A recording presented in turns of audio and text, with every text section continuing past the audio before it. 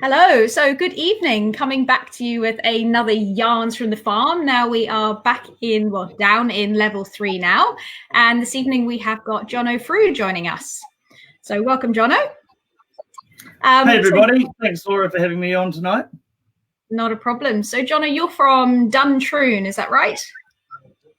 I was raised in Duntroon, yes. Currently I live up in Canterbury in Leeston, near Leeston. Cool. So for those people who haven't seen you on social media or heard about the regenerative agriculture passion that you have, you've got a lot of passion for and doing some amazing things. You've got 2 businesses and 1 charitable trust, all revolving around that. Can you tell us a little bit more about what you've been doing with that? Sure. Yep. So yes, I am in the regenerative agriculture space, and what I do is I spend a lot of time through my coaching and consulting business, Natural Performance, going out coaching farmers and educating farmers, and also groups of farmers and students as well. I've done a bit of teaching and things at local university and some schools locally, but really for me it's just about taking the perspective that I've got and just sharing it. So from having come from a completely conventional and intensive conventional background in agriculture, in all the sectors of which we farm in New Zealand, and then even spent some time as a chemical agronomist, I get to speak from having come from like the most radical shift. So yeah, that's what I do with Natural Performance. Symbiosis is a seed company that I started up with Peter Barrett in November last year, where we're creating diverse species seed mixes for various different situations. And Quorum Sense is a group that I started with a group of local farmers, which started out as just a group, sort of a discussion group, which has now morphed into a sort of reasonably high profile, high impact charitable trust.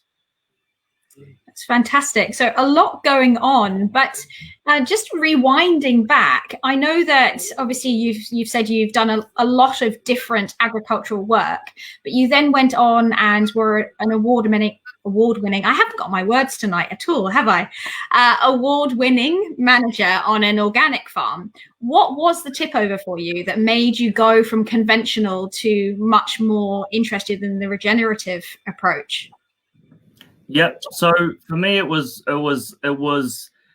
not planned. Okay, so I didn't know that regenerative agriculture even existed, and when I got offered the opportunity to manage Harts Creek Farm, I had been the sort of go-to guy in my area for advice around what chemicals and fertilizers to apply, and I'd also go and apply those both on the ground and aerially.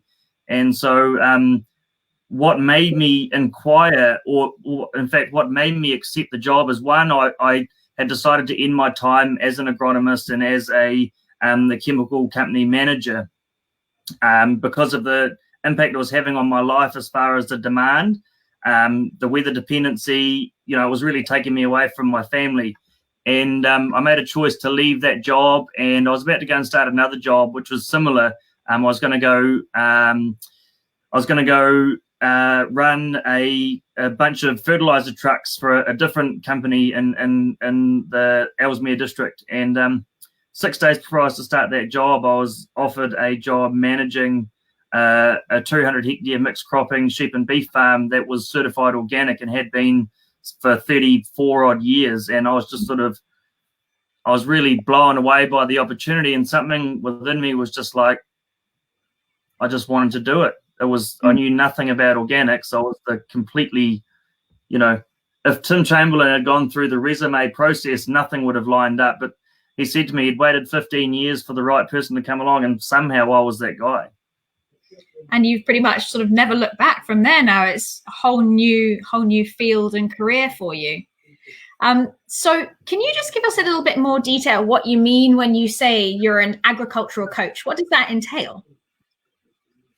So I take my perspective and understanding of biological and ecological principles relevant to farmers in different contexts, and I relay that to them in a way that's relatable, inspirational, informative, and accessible. So it must be applicable. So I get the pleasure of working with farmers all over the world. All of them have different circumstances. All of them have different paradigms from which they operate from, and I get to adapt my teaching and coaching style to suit these people, because there really hasn't been an area that I haven't physically worked in, so I can relate. And because I get to speak from having done, I've developed a listening out there in the community, of some credibility.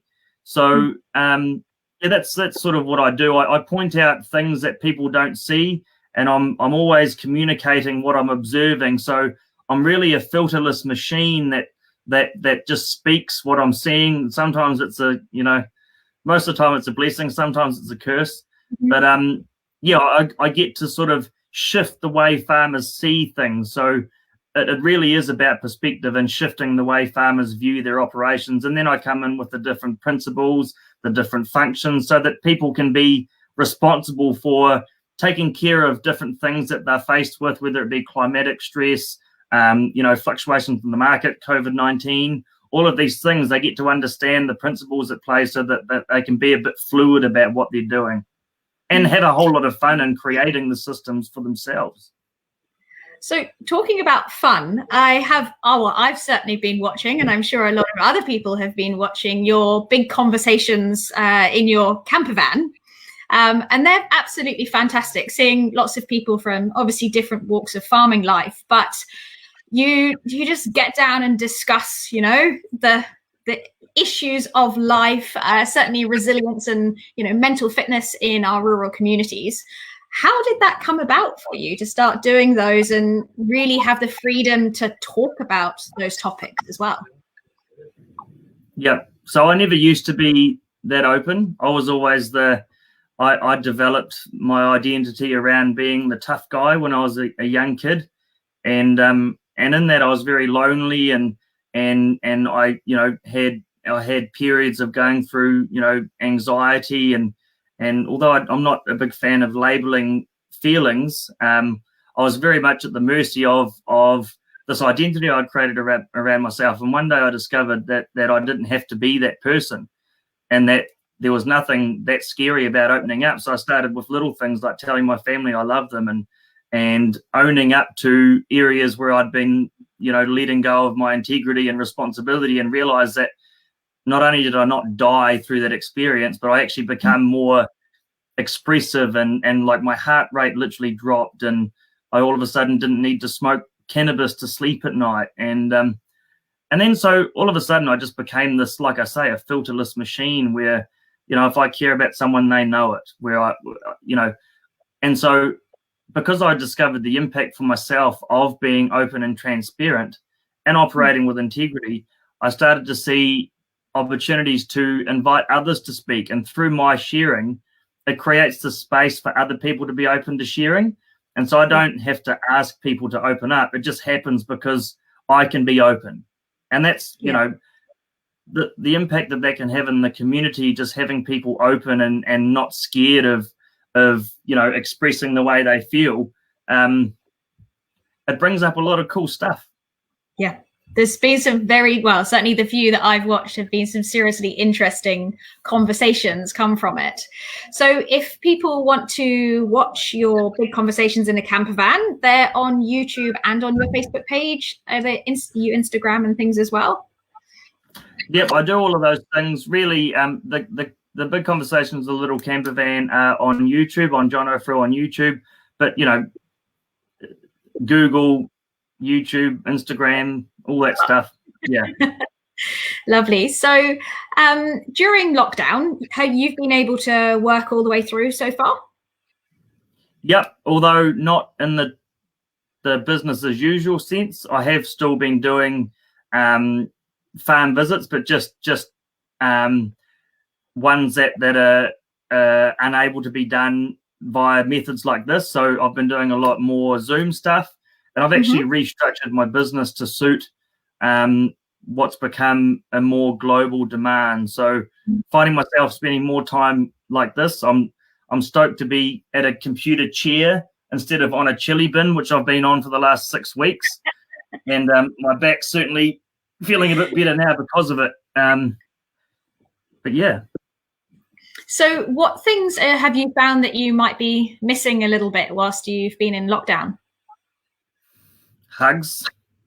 Yeah. I think it's a big one. And shaking hands. And just that human connection, you know, like I'm a touchy-feely, you know, cuddly kind of guy. And so, yeah, it's I'm missing that. Have you got sort of daily routines and things that you do to keep active and kind of keep positive to get through all the changes? Yes, and I tried to avoid using the term positive. To me, positivity is just a byproduct of your actions and your perspective. So, you know, even days where I don't feel like doing stuff, if you were to see my schedule, it's jam-packed. So I'm always doing stuff. And as a byproduct of that, I get to feel I'm making a difference and contributing to the world. And that's how the positivity comes in. And when you're doing something that's bigger than yourself, like really out there making a difference, you know, you can't, it's hard to describe the feelings you get from that. And sure, there's things that I'm learning, like over the lockdown, I decided to push through some discomfort of like growing a beard. I just thought I'd try that. I've learned to play the guitar. That's, you know, being bold enough to suck at something new. That's my new. Yep, I'm very bad at the guitar. You're probably me. Oh, look, it's yeah, there is no such thing. But and then also I actually have had a play. I did a 21-day meditation online thing. Yeah, and it was nice. Like it takes discipline to just stop your mind. And when you're doing as much as what I am, you know, that's a challenge. But at the same time, when you're keeping up with your need to do's and with your integrity, you can actually stop. And it was, you know, once I learned, and I can't say I've continued with that much diligence, but just stillness is actually quite nice. So I've asked everybody who I've been chatting to on these yarns what the things are that they've become very aware of during this sort of change of life period that they're actually really, really grateful for in their lives. Do you have 2 or 3 things that you've definitely found you're very grateful for? Oh, yeah, freedom, 100% freedom. Like, you know, never again will I take for granted just getting on my motorbike and riding down the road, or like, you know, going camping or like just throwing my gun in the truck and going hunting. You know, all these things that we take for granted. And my goodness, like connection, like all those opportunities where you think, oh no, I just, you know, I'll visit that person another time, and then all of a sudden when you can't, it's like, you know, I would do so much to do that. So definitely feeling that. Another thing is, you know, focus on the way we produce our food. That's become sort of paramount, because one of the few industries that's been left, you know, it hasn't been left untouched, but that doesn't stop, is food production. And so, you know, addressing the way we produce our food affects our you know, animal health, our human health, our ecosystem health. It affects the whole lot. And right now we have an opportunity to change how we do that. And also money. I've got a new view around money. Like, perhaps we could do things a bit differently. Like, yeah. Sorry, Laura, you go. You carry on. I'm interested about the money one, actually. Well, it's sort of like all of a sudden people started buying food and growing food, and then all of a sudden money wasn't that useful except for buying food. And why do you need money to acquire food? You know, teaching people to grow food, it used to be the currency. All of a sudden life's about money. Although, you know, money's great, it's resourceful. But when you look at the impact of the environment right now around the world, where people have stopped but still producing food, it sort of makes you wonder, have we gotten a bit lost as a society? Yep. No, I'm totally with you on that one. And I think the conversation of growing food, even on a very small scale, just at home, is something that I have found become very apparent. You know, I worked out the other day, I spent something like $25 last week because I didn't need to buy anything, because we've got vegetables in the garden, we've got, you know, wild meat in the freezer, and you just bought a few staples and that was you. It's a really powerful thing, that, you know, production of food on every single level of the scale, isn't it? Oh, for sure. Like, you know, you talk about what are some things that people do to keep themselves busy. Well, you know, what's it like eating food that you've grown? You know, you've put in that attention, you've given it the care.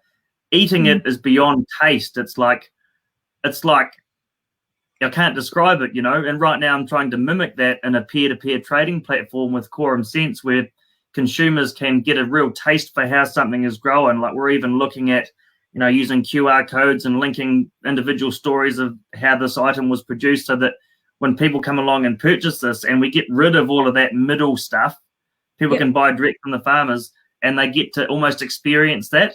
Like, we're even looking at time lapses of food being grown.